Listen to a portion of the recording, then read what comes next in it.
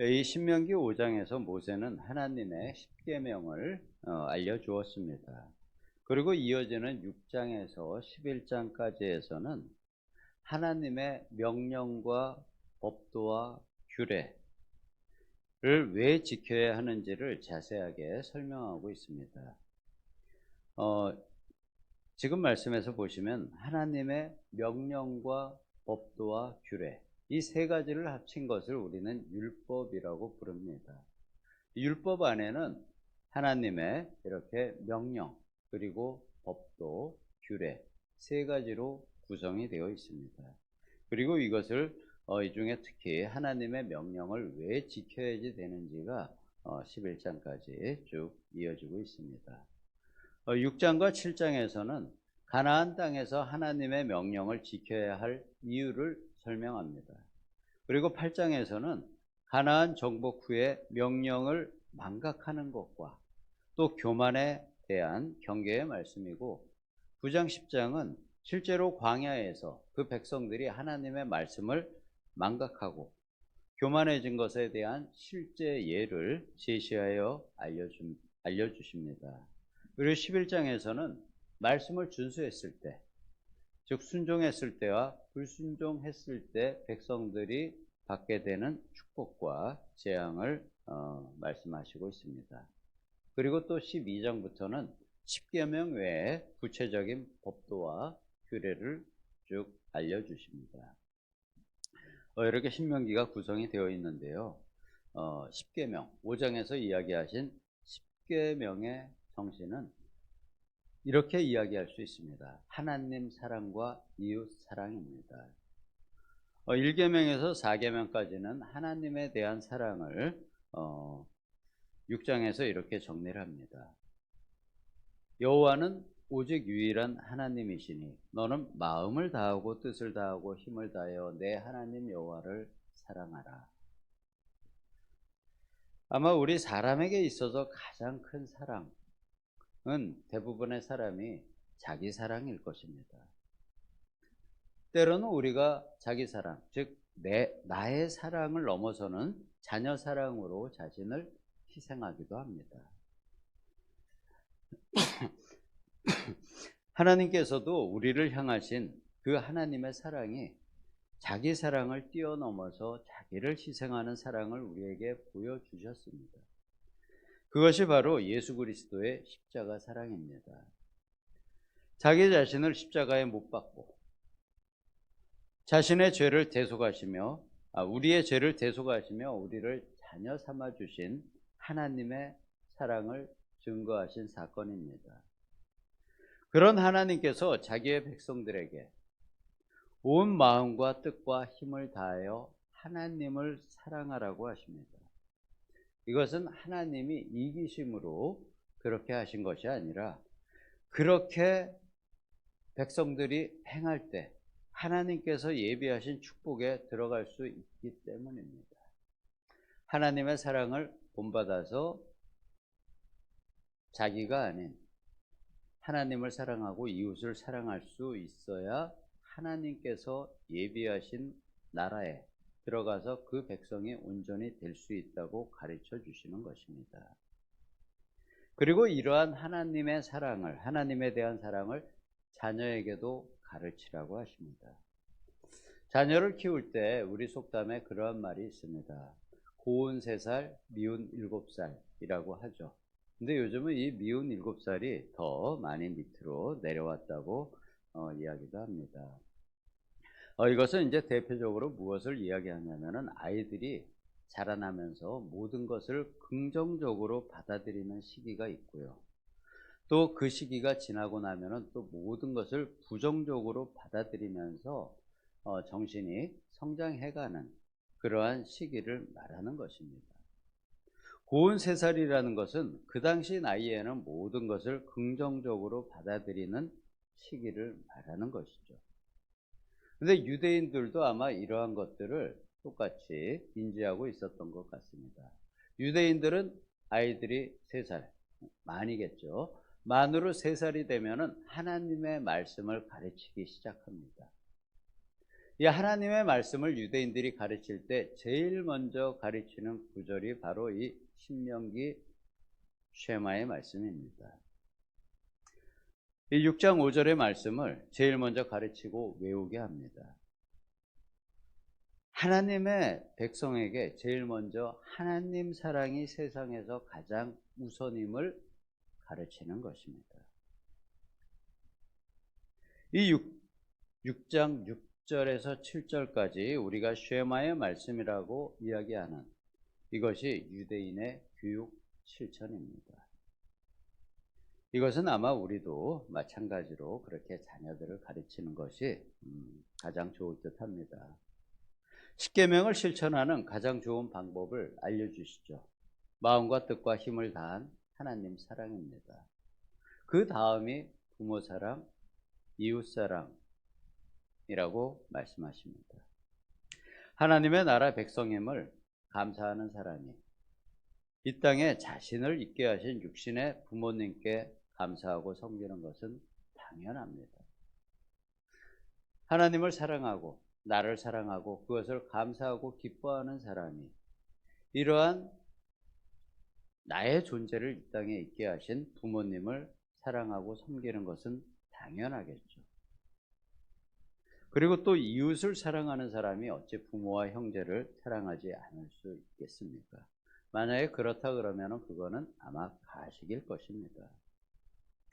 나머지 10계명 중에 6계명에서 10계명을 실천하라는 하나님 말씀의 취지는 이웃을 사랑하라는 의미입니다. 사랑이 율법의 완성이라고 로마서 13장에서도 사도 바울은 말씀합니다. 예수님 말씀의 기준에서도 이는 마찬가지입니다. 남을 해치는 마음마저도 가지지 말라.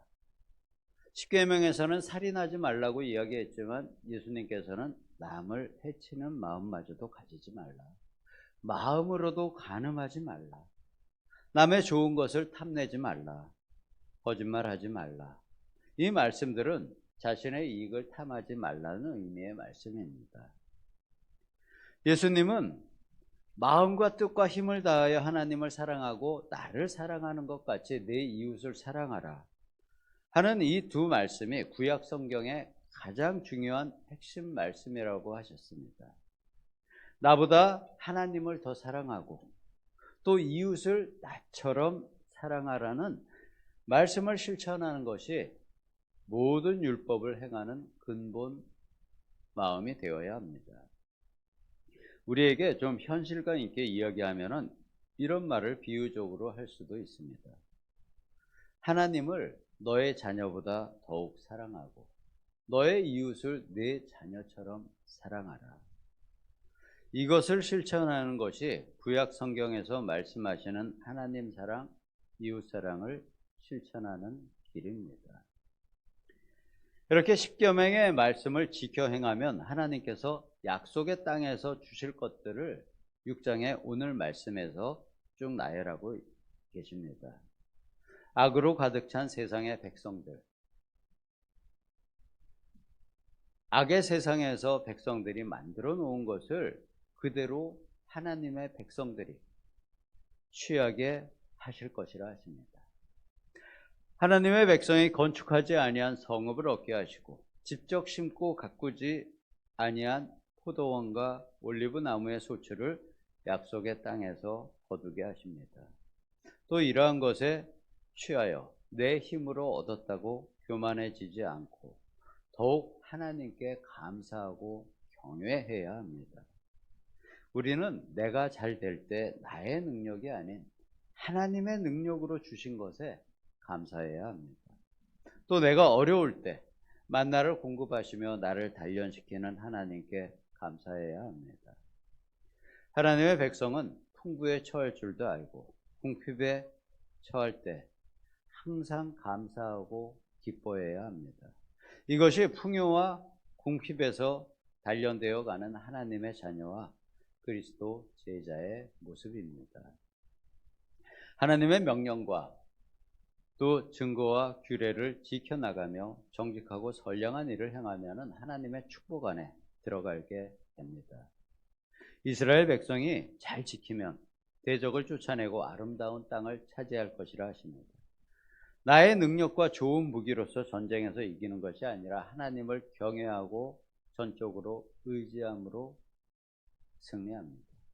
우리도 역시 마찬가지로 우리가 사회에서 성공을 하는 것은 나의 능력이나 나의 프로필이 좋아서가 아니고 하나님을 경외하고 의지함으로써 우리가 세상을 이기게 됩니다. 자녀들에게 축복의 땅에 입성하는 과정과 비결을 가르쳐야 합니다. 내가 알게 된 것들, 하나님 사랑, 이웃 사랑을 함으로써 축복의 땅에 하나님이 주시는 그 축복에 들어가는 과정, 그리고 그 비결을 역시 우리 자녀들에게도 가르쳐 주어야 합니다. 여호수아 이후의 세대는 이것을 가르치지 않으므로 이스라엘이 가나안의 우상에 빠지게 됩니다. 가나안의 우상은 세상의 우상 중에서도 가장 더럽고 하나님을 화나게 만든 우상들이었습니다. 하나님이 그 이스라엘, 하나님의 백성이 가나안 땅에 들어가신 이유는 그들이 지상에서 가장 더럽게 우상을 믿고 가장 타락했기 때문이었습니다. 그래서 아브라함으로부터 약 400년이 지난 그 시기에 가나안이 그야말로 죄가 관영했을 때, 관영이라는 것은 가득 찼다는 의미입니다. 그들의 땅에 죄가 가득 차게 되었을 때 그들을 이스라엘의 백성들로 심판하신 것이죠. 소돔과 고모라에도 죄가 관영했을 때 하나님께서 그들을 심판하셨습니다. 그리고 노아의 시절에도 세상에 죄가 관영했을 때 세상을 홍수로 멸망시키셨습니다.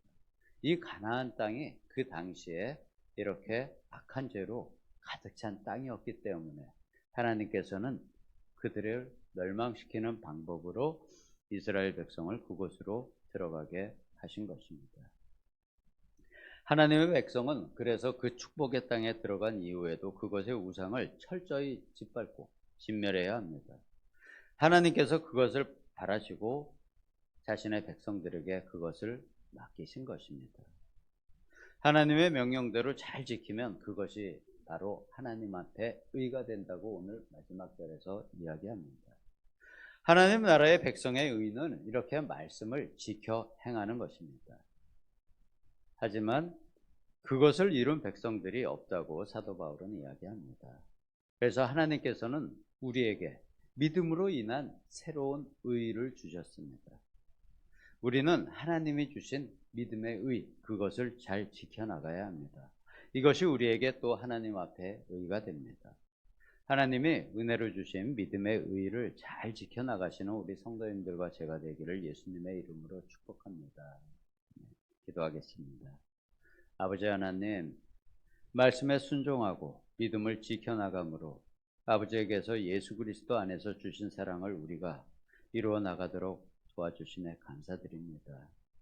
예수님께서 우리를 사랑하신 것처럼 우리가 서로 사랑하는 교회 공동체를 이루어갈 수 있기를 예수님의 이름으로 기도드립니다. 아멘.